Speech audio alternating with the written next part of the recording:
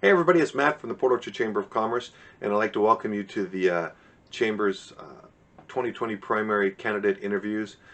For these interviews, we've selected three different races, the two races in the 26th Legislative District and District 2, the Kitsap County Commissioner's race, which encompasses South Kitsap and a little bit of Bremerton. All told, there's 12 candidates running for these positions. We reached out to each of the candidates using the email addresses that they used when they registered with the state. Those that got back to us, their interviews are included here. Encourage you all to watch them, to listen to them. Hopefully they will help you make better choices, but most importantly, to encourage you all to vote. Thanks and enjoy. So hi everybody. I am here right now with Dr. Paul Nuchims, and he is a Democrat running for the County Commissioner District 2 seat, which includes South Kitsap and a hair of Bremerton.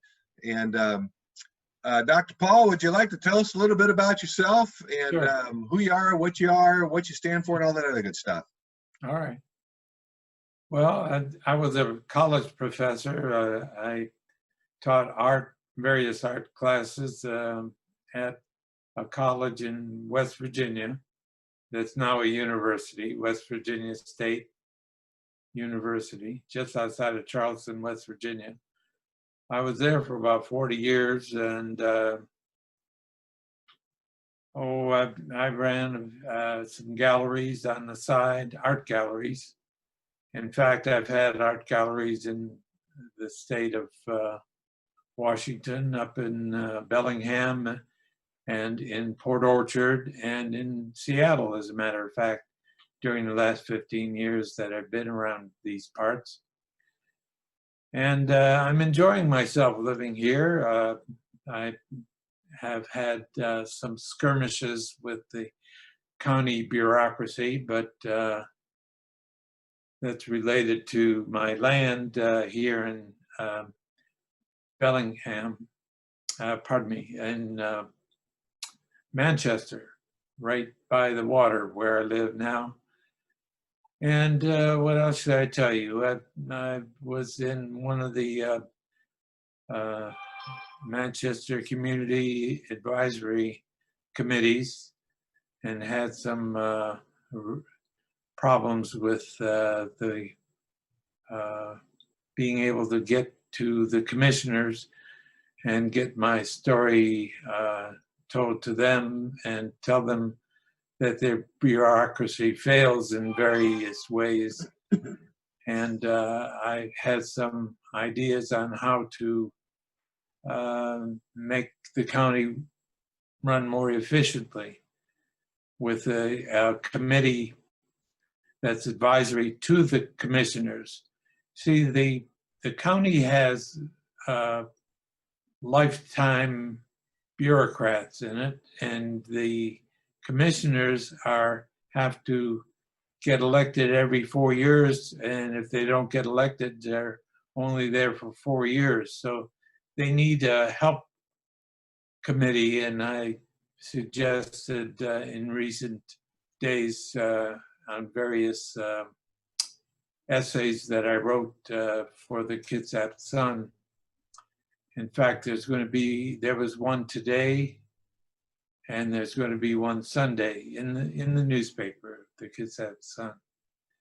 And you can get my ideas there about an advisory committee that meets with the county commissioners and helps them by doing some of the in-depth background check of appeals from the various divisions of the county bureaucracy, that they make mistakes occasionally and they try and cover up their mistakes and don't really get a good, we citizens don't get a good response up the command to meet with the commissioners. I've met with the commissioners a number of times with mixed results, let's put it that way. Okay. So if you want to know more about that committee, I'll be glad to tell you. Okay, cool. Well, let's just go ahead and jump into the questions here. Sure, go We ahead. got 5 questions, and as I've gone through this process, I've discovered that they are pretty related.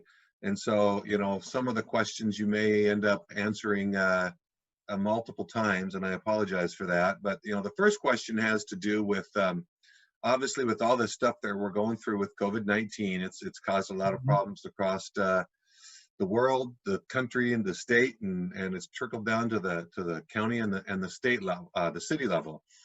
So how would you propose to tackle the potential budget shortfalls that are predicted to hit the county? Well, my honest answer is there are too many people that don't do anything constructive in the county bureaucracy, so I do some house cleaning. I know that's kind of harsh, but there are people are just yes men and women, and as far as I'm concerned, they could be retired. The people I really have an appreciation in the county, the people that do the really hard work, and it's a good work, and that is the roads people, the people who work on the roads. They don't get enough appreciation, and they don't get enough money to work with, because people complain about the potholes. I complain about lack of sidewalks. Okay. All right. So again, dealing with this COVID-19 business. So what role do you think government should play in the economic recovery after COVID-19? Well, we're right in the middle of COVID-19, so I'm looking to save lives by doing what we should have been doing all along, and that is stringently wearing masks and keeping distances, and not being demanding frivolous only because it's dangerous to do, and that is to have large groups of people without masks. And that's what happened in the whole state, and frankly, the whole country. I want to save lives right now. I'm not really worried that much about whether or not we can build small businesses right now. Right now, it's the health and welfare of the citizenry, Okay. and that's what we should be taking care of. So I know you represent businesses, but whether people are out on the street because they can't pay their rent is a little much more important. For instance, back in the Second World War, which I remember because I'm that old, and therefore I'm hopefully wiser.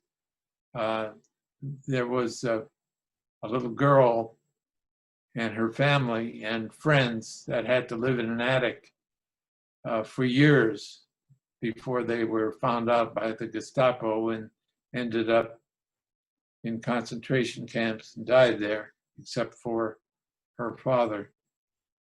The Anne Frank story, you know about that? You've heard of it.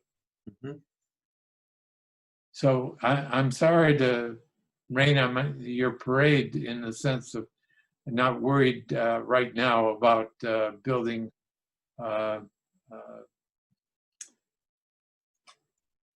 what should we call it? Opening stores and making money. Okay. All right. So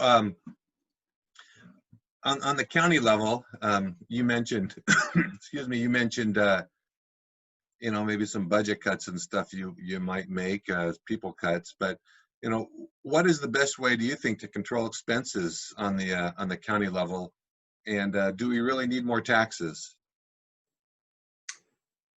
No, I would have rolled back that last one that they snuck in that cost people $300, every taxpayer $300. The one that's what, 1.5% increase. Are you aware of that? Not specifically, no. No, I know taxes have been going up pretty regularly. Well, right now, I'd like to roll back the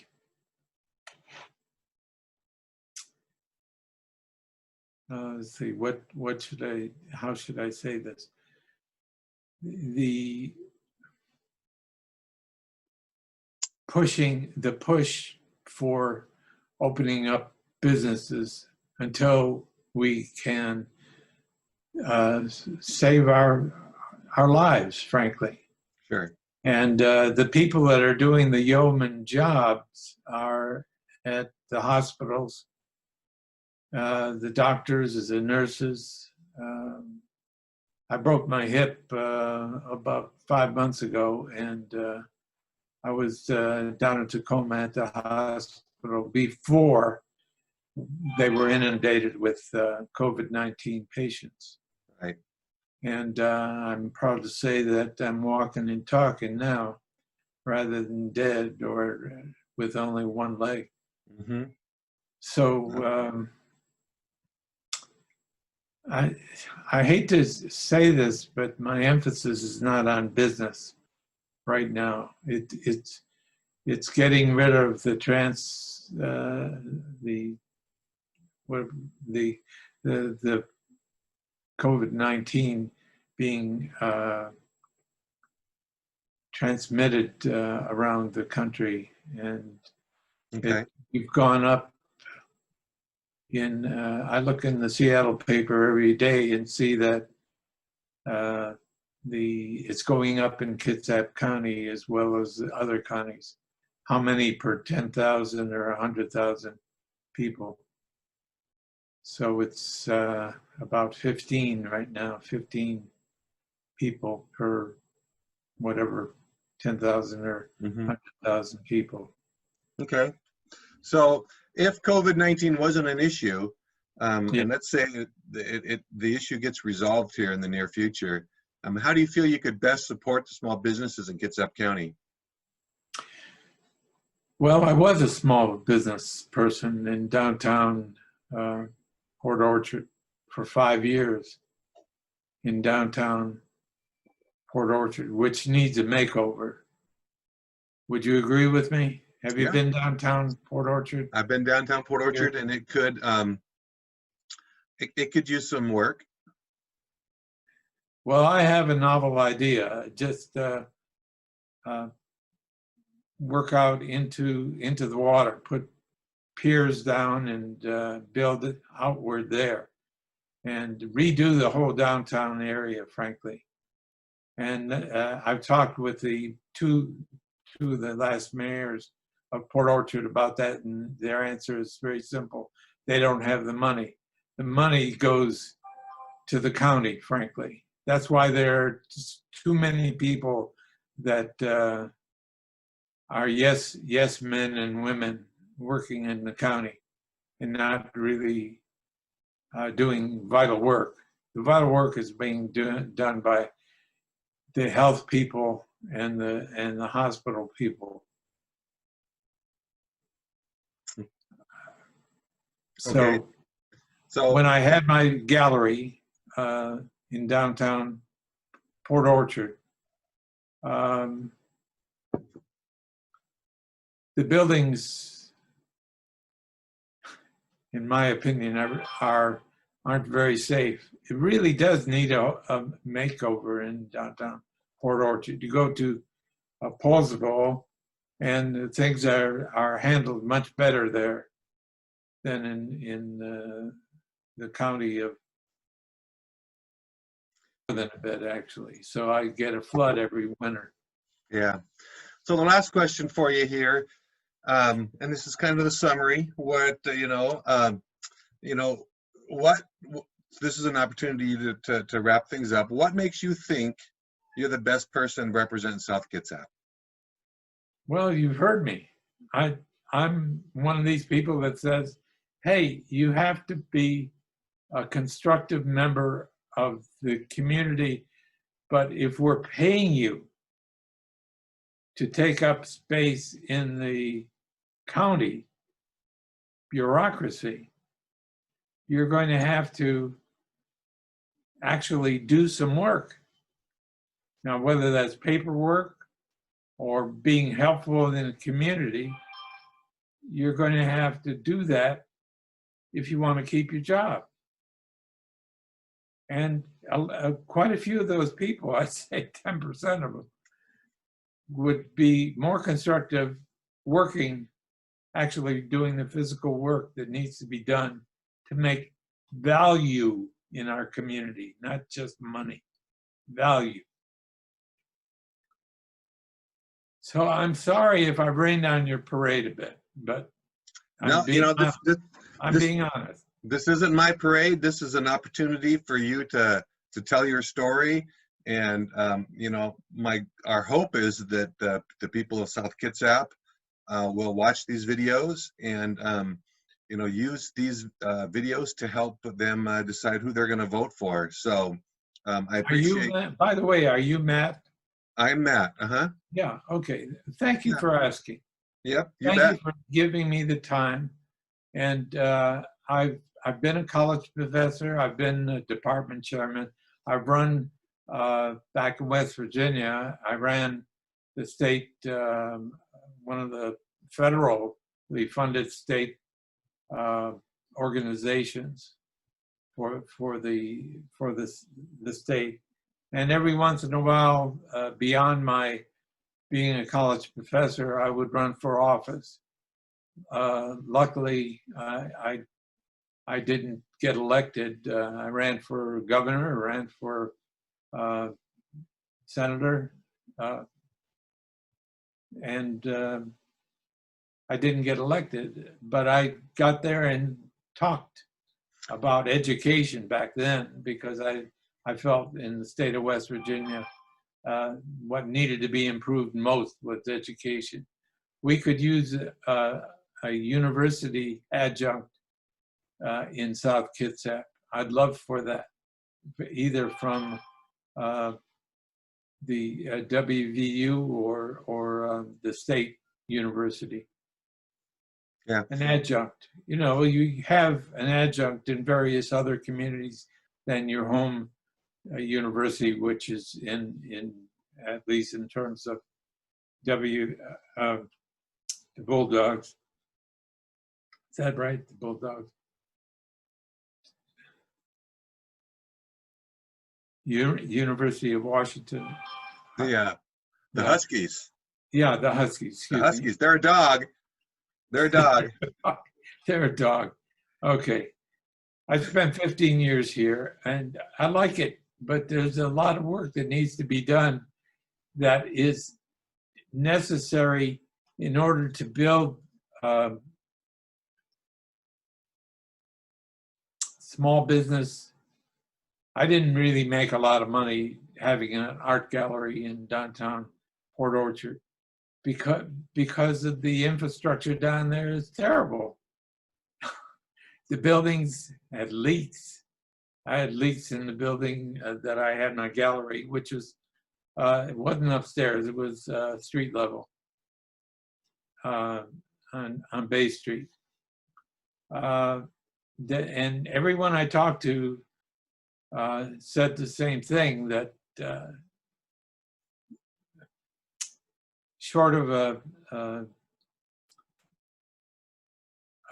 rumbling of the earth and some of those buildings being trashed, that short of that, it really needs a rebuilding. And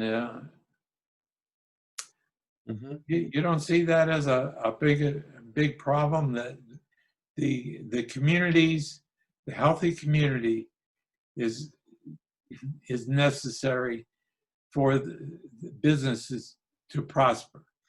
Absolutely. I And just so see that in downtown. there are projects in the works to for revitalization of downtown.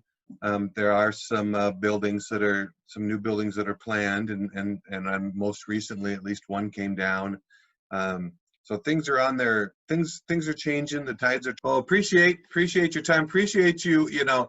Speaking up on the issues that you feel are important for you, and and that's part of running. That's part of taking the time to run. That's part of just getting your message heard. So appreciate that. Thank you. Thank you. And I thank you. Thank you for asking me. I missed a couple of these. What was it? The issues in Eggs and issues. and eggs or something. I think I missed that one. I don't know whether I was there for that or not. I've been so busy writing essays for the Kitsap Sun and paying for them to run them as ads. Anyway, as I said, there is one today in today's paper, and my last one will be in Sunday's paper. And I thank you again. Thank you. All right, you bet. You have a great weekend. You too. All right, I'll talk to you later. Okay. All right, bye-bye.